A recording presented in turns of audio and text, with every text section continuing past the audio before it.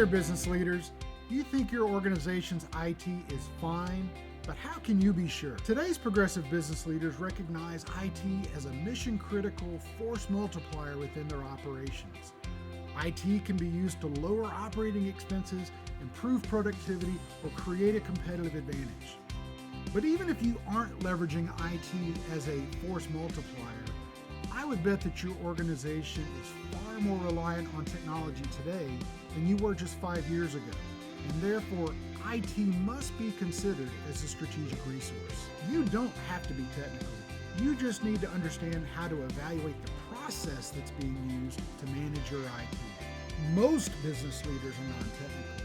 They don't want to know or need to know the details of how to manage their IT. Many leaders view IT as a black box.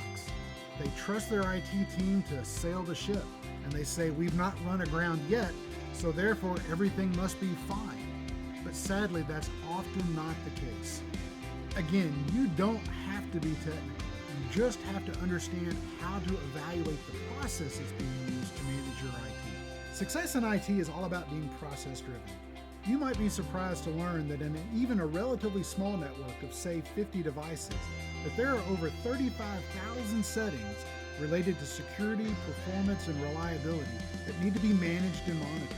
You miss just one of them and you leave yourself open to a major security breach or downtime event.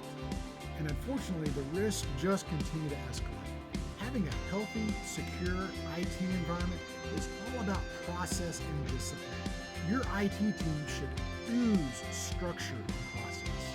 Our new white paper, 8 Questions to Help You Evaluate Your IT, is a quick, simple read that empowers you to ask the right questions of yourself and of your team to know where you really stand.